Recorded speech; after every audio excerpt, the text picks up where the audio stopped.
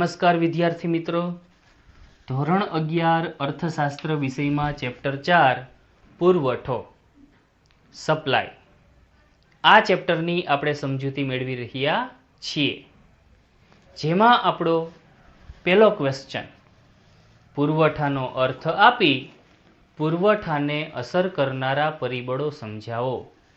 આ ક્વેશ્ચનની આપણે સમજૂતી મેળવી રહ્યા છીએ. શું છે આપણો ક્વેશ્ચન? ફરીથી, પુરવઠાનો અર્થ આપી પુરવઠાને અસર કરનારા પરિબળો સમજાવો. 5 માર્કમાં પૂછાય એવો મોસ્ટ આઈએમપી ક્વેશ્ચન. પુરવઠાનો અર્થ આપણે અગાઉ પણ સમજી ચૂક્યા છીએ.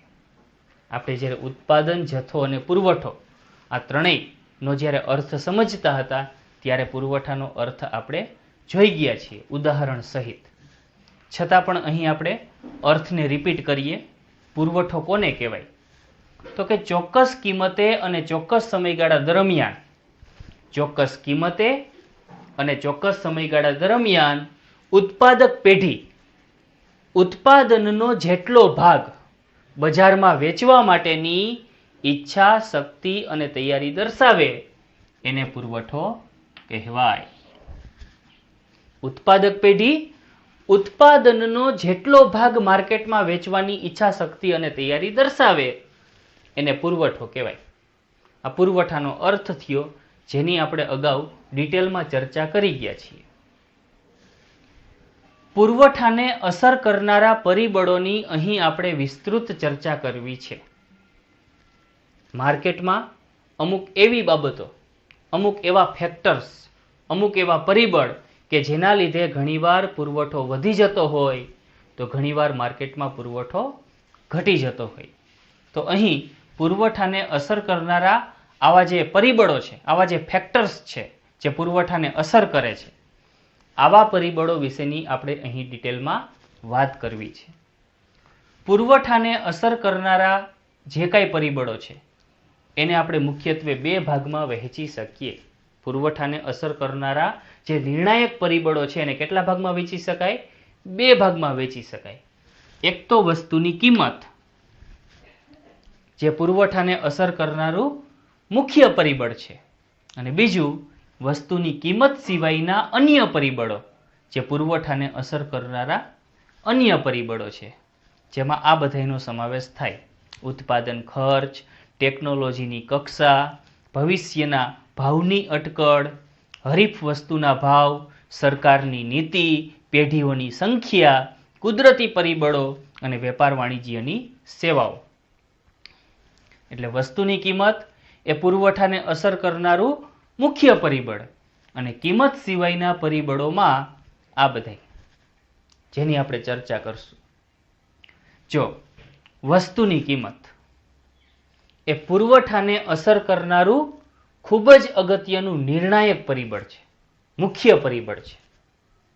વસ્તુની કિંમત વધતા પુરવઠો વિસ્તરણ પામે છે અને વસ્તુની કિંમત ઘટતા પુરવઠો સંકોચાય છે.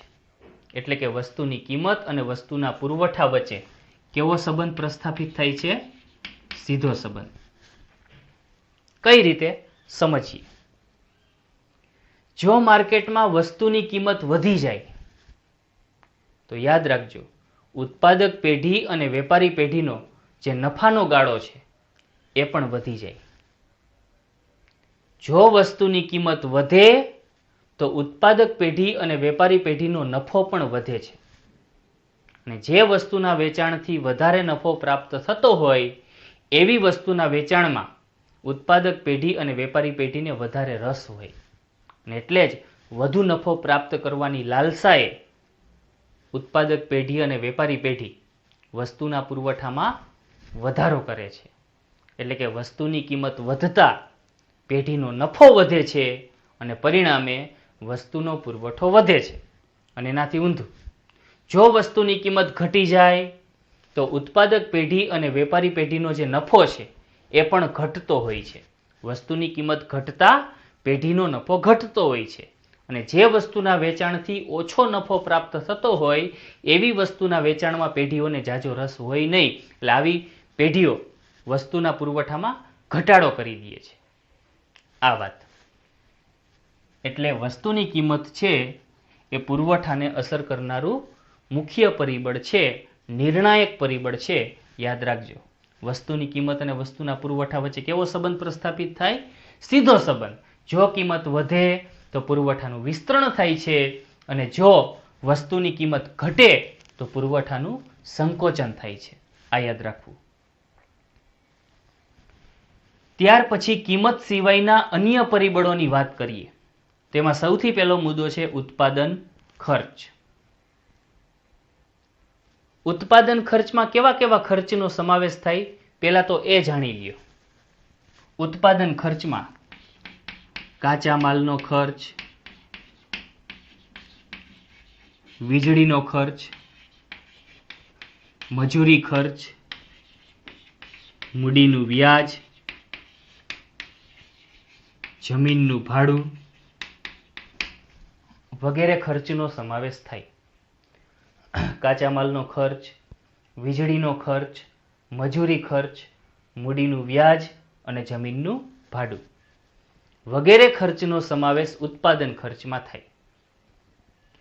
જો કોઈ કારણસર આવા ઉત્પાદન પાછળના ખર્ચ વધી જાય તો યાદ રાખજો, ઉત્પાદક પેઢી દ્વારા જે વસ્તુ ઉત્પન્ન કરવામાં આવે છે એની પડતર કિંમત ઊંચી જાય, અને પડતર કિંમત ઊંચી જવાથી ઉત્પાદક પેઢીનો નફો એટલો ઘટશે, અને આથી જ પેઢી છે એ પુરવઠામાં પણ ઘટાડો કરશે.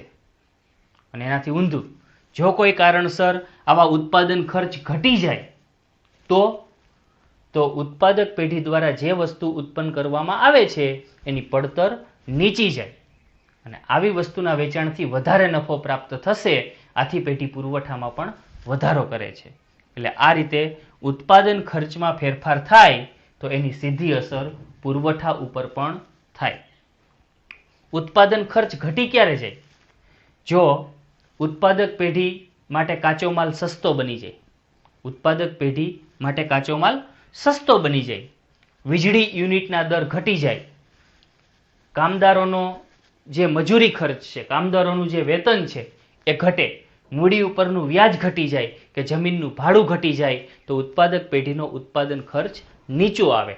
આથી ઉત્પાદક પેઢી દ્વારા જે વસ્તુ ઉત્પન્ન કરવામાં આવે એની પડતર નીચી આવે. આવી વસ્તુના વેચાણથી પેઢીને વધારે નફો પ્રાપ્ત થશે.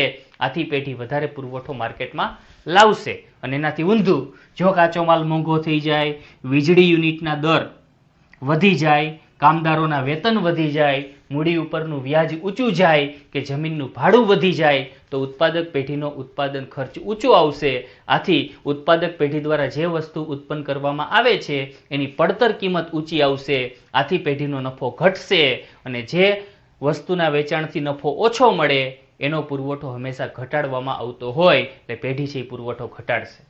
એટલે આ રીતે ઉત્પાદન ખર્ચ વસ્તુના પુરવઠા ઉપર ખાસ અસર કરે છે. આ યાદ રાખજો. બી મુદ્દો છે ટેકનોલોજીની કક્ષા. એ કઈ રીતે પુરવઠાને અસર કરે એના વિશેની આપણે વાત કરીએ. જો અદ્યતન ટેકનોલોજી હંમેશા સમય અને શક્તિ બચાવે છે, નાણાંનો ખર્ચ ઘટાડે છે. એ અદ્યતન ટેકનોલોજીનો બેનિફિટ છે, અદ્યતન ટેકનોલોજીનો ફાયદો છે. જે ઉત્પાદક પેઢી દ્વારા અદ્યતન ટેકનોલોજીનો ઉપયોગ કરવામાં આવતો હોય એવી ઉત્પાદક પેઢી દ્વારા જે વસ્તુ ઉત્પન્ન કરવામાં આવે છે એ વસ્તુનું ઉત્પાદન ખૂબ મોટા પાયે થતું હોય છે, સમય અને શક્તિની બચત થતી હોય છે, તેમજ ઓછા ખર્ચે ઉત્પાદન થતું હોય છે. એટલે જ આવી પેઢીનો નફાનો ગાળો વધુ રહીએ, આવી પેઢી વધુ પુરવઠો માર્કેટમાં ઠાલવતી હોય. પણ જો જે ઉત્પાદક પેઢી જૂની ટેકનોલોજી ઉપયોગમાં લેતી હોય, એવી પેઢીનો ઉત્પાદન ખર્ચ વધુ આવતો હોય, એવી પેઢી વધુ ખર્ચે ઓછું ઉત્પાદન કરતી હોય, આવી પેઢીના સમય અને નાણાં વેડફાતા હોય. એટલે ટેકનોલોજીની કક્ષા એ પણ પુરવઠાને અસર કરે. જે વિકસિત દેશોમાં અદ્યતન ટેકનોલોજી ખૂબ વધુ માત્રામાં વિકાસ પામેલી છે, એવા વિકસિત દેશો ટેકનોલોજીની મદદથી ખૂબ જ ઓછા ખર્ચે વધુ માત્રામાં વસ્તુઓનું ઉત્પાદન કરતા થઈ ગયા છે અને વધુ માત્રામાં પુરવઠો માર્કેટમાં ઠાલવતા થઈ ગયા છે. ચીન ટેકનોલોજીની બાબતમાં ઘણો આગળ પડતો દેશ છે. એટલે જ ચીન દેશની ઘણી બધી એવી કંપનીઓ છે જે ઓછા ખર્ચે મબલક ઉત્પાદન કરે છે અને સમગ્ર વિશ્વમાં પોતાની જે વસ્તુઓ છે એને વેચે છે. આ વાત એટલે ટેકનોલોજીની કક્ષા એ પણ પુરવઠાને અસર કરે. જો અદ્યતન ટેકનોલોજી ઉપયોગમાં લેવાતી હોય તો વસ્તુના ઉત્પાદન પાછળનો સમય બચશે, શક્તિ બચશે અને નાણાં પણ બચશે. ઓછા ખર્ચે વધુ ઉત્પાદન, ગુણવત્તાયુક્ત ઉત્પાદન શક્ય બનશે. આથી વધુ માત્રામાં પુરવઠો માર્કેટમાં આવશે. અને જો ટેકનોલોજી જૂની હોય તો આનાથી વિપરીત સ્થિતિ જોવા મળે. ભવિષ્યના ભાવની અટકળ કઈ રીતે વસ્તુના પુરવઠાને અસર કરે એના વિશેની હવે આપણે વાત કરીએ. જો ભવિષ્યના ભાવ અંગેની જે અટકળો થાય છે એની પણ વર્તમાનમાં પુરવઠા ઉપર અસર થતી જોવા મળે. કઈ રીતે જોઈએ? માની લ્યો કે લોકો દ્વારા એવી અટકળ ફેલાય, માર્કેટમાં એવી અટકળ ફેલાય, એવી અફવા ફેલાય કે 2 મહિના પછી ચોક્કસ વસ્તુના ભાવ ઘટી જશે. 2 મહિના પછી ચોક્કસ વસ્તુના ભાવ ઘટી જશે. તો વેપારીઓ શું કરશે? વર્તમાનમાં જ એ વસ્તુ ઊંચી કિંમતે વેચવા માટે પ્રેરાશે. એટલે વધુ માત્રામાં પુરવઠો વર્તમાનમાં જ માર્કેટમાં લઈ આવશે કે જેથી અત્યારે વર્તમાનમાં ઊંચી કિંમતે વસ્તુઓ વેચાઈ જાય, વધુ નફો પ્રાપ્ત થાય. જો 2 મહિના પછી એ વસ્તુ વેચશું તો ઓછી કિંમતે એ વસ્તુ વેચાશે અને પરિણામે નફો ઓછો મળશે. એટલે ભવિષ્યના ભાવની અટકણ પણ પુરવઠા ઉપર અસર કરે. જો માર્કેટમાં એવી અફવા ફેલાય તો કે ચોક્કસ વસ્તુના ભાવ 2 મહિના પછી વધી જશે, તો શું કરશે વેપારી પેઢી, ઉત્પાદક પેઢી? ચોક્કસ વસ્તુનો વર્તમાનમાં સંગ્રહ કરી રાખશે. એ માર્કેટમાં વેચવા માટે એ વસ્તુ નહીં મૂકે. 2 મહિના પછી જ્યારે વસ્તુના ભાવ વધી જાય છે ત્યારે માર્કેટમાં એ વસ્તુ વેચવા માટે લઈ આવશે અને વધુ નફો પ્રાપ્ત કરશે. આવું થાય. જેમ કે માની લ્યો કે ડુંગળી. જો માર્કેટમાં એવી અફવા ફેલાય, એવી અટકળ ફેલાય કે ડુંગળીના ભાવ 2 મહિના પછી વધી જવાના છે, તો વેપારી પેઢી શું કરશે? જેની પાસે ડુંગળીનો સ્ટોક છે એ શું કરશે? 2 મહિના સુધી ડુંગળી છે એ સાચવી રાખશે. જ્યારે ડુંગળીના ભાવ ભવિષ્યમાં વધી જાય ત્યારે એ વસ્તુ માર્કેટમાં વેચવા માટે લઈ આવશે, વધુ નફો મેળવવાની અપેક્ષાએ. પણ જો એવી અટકળ ફેલાય કે 2 મહિના પછી ડુંગળીના ભાવ ઘટી જવાના છે, તો વેપારી પેઢી શું કરશે? વર્તમાનમાં જ ડુંગળી છે માર્કેટમાં વેચવા માટે મૂકી દેશે, વધુ નફો મેળવવાની અપેક્ષાએ. કારણ કે એને બીક છે જો 2 મહિના પછી ડુંગળી વેચવા જાશું તો ઓછી કિંમત મળશે, નફો ઘટશે. એટલે ભવિષ્યની કિંમત અંગેની અટકળ પણ વર્તમાનમાં પુરવઠા ઉપર અસર કરે. હરીફ વસ્તુના ભાવ કઈ રીતે પુરવઠાને અસર કરે એના વિશેની ચર્ચા કરીએ. જો હરીફ વસ્તુના ભાવ પણ પુરવઠાને અસર કરતા હોય, જેમ કે એક્ઝામ્પલ તરીકે કહું, કોઈ એક ખેડૂત છે, બરાબર, એ પોતાની જમીનમાં ધારે તો બાજરી પણ વાવી શકે, ધારે તો કપાસનું વાવેતર પણ કરી શકે. એ બે એકબીજાની વૈકલ્પિક વસ્તુ, હરીફ વસ્તુ, અવેજી વસ્તુ, બરાબર, એવું આપણે માની લઈએ. જો માર્કેટમાં કપાસના ભાવ વધુ મળતા હોય, જો માર્કેટમાં કપાસના ભાવ વધુ હોય અને બાજરીના ભાવ ઓછા હોય, કપાસનું વાવેતર કરવાથી 5 લાખની ઇન્કમ થઈ શકે તેમ હોય અને બાજરીનું વાવેતર કરવાથી 3 લાખની ઇન્કમ થઈ શકે તેમ હોય, તો ખેડૂત શું કરશે?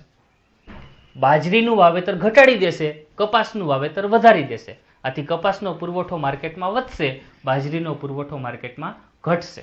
એટલે આ રીતે અવેજી વસ્તુના જે ભાવ છે, વૈકલ્પિક વસ્તુ, હરીફ વસ્તુના જે ભાવ છે એ પણ પુરવઠા ઉપર અસર કરતા હોય. ત્યાર પછી છે સરકારની નીતિ.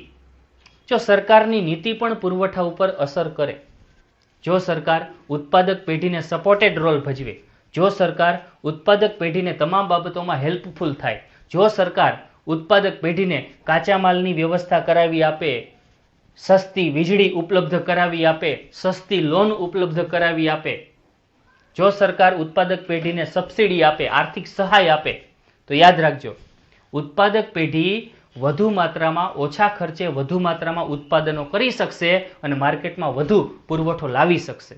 પણ જો સરકારની નીતિ આનાથી વિપરીત હોય તો સરકાર છે કરવેરાના દર વધારી દે, કાચો માલ મોંઘો કરાવી દે, વીજળી યુનિટના દર વધારી દે, આવું કરે તો યાદ રાખજો, ઉત્પાદક પેઢી માટે વસ્તુનું ઉત્પાદન મોંઘું થશે, ઉત્પાદનની પડતર ઊંચી જશે અને આથી ઉત્પાદક પેઢી વસ્તુનો પુરવઠો પણ ઘટાડી દેશે.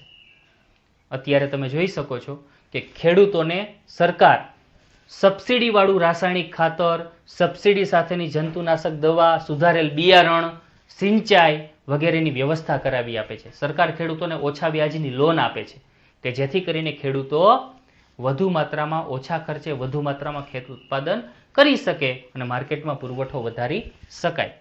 તો સરકારની નીતિ ઉત્પાદક પેઢી માટે સપોર્ટેડ હોય તો પુરવઠો વધે છે, અને જો સરકારની નીતિ ઉત્પાદક પેઢી માટે સપોર્ટેડ ન હોય, હેલ્પફુલ ન હોય તો પુરવઠો ઘટે. ત્યાર પછી પેઢીઓની સંખ્યા. જો માર્કેટમાં પેઢીઓની સંખ્યા વધી જાય તો વધુ માત્રામાં વસ્તુઓના ઉત્પાદનો થશે, તો વધુ માત્રામાં માર્કેટમાં વસ્તુઓ આવશે વેચવા માટે, પુરવઠો વધશે. પણ જો માર્કેટમાં કોઈ કારણસર પેઢીઓની સંખ્યા ઘટી જાય તો ઉત્પાદન ઘટશે.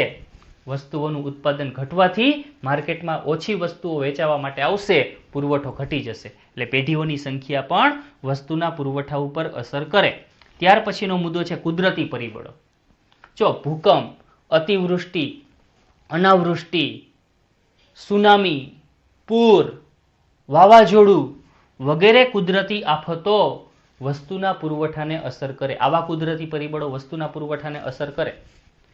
જો આવી કુદરતી આફતો આવે તો ઉત્પાદક પેઢીને નુકસાન જવાનું, આથી પુરવઠો ઘટશે. પણ જો ઉત્પાદન માટેનું સાનુકૂળ વાતાવરણ હોય તો ચોક્કસપણે પુરવઠો વધશે. જેમ કે માની લો કે દુષ્કાળ પડ્યો, વરસાદ પડ્યો જ નહીં અથવા ઓછો પડ્યો, તો સ્વાભાવિક છે કે ખેતી ક્ષેત્રે ખેત ઉત્પાદન ઘટશે, આથી માર્કેટમાં પુરવઠો ઘટશે. પણ જો ખેતી માટેનું સાનુકૂળ વાતાવરણ હોય તો, મસ્ત વરસાદ પડે, મસ્ત વાતાવરણ હોય તો ચોક્કસપણે ખેત ઉત્પાદન વધશે અને માર્કેટમાં વસ્તુઓનો પુરવઠો વધશે.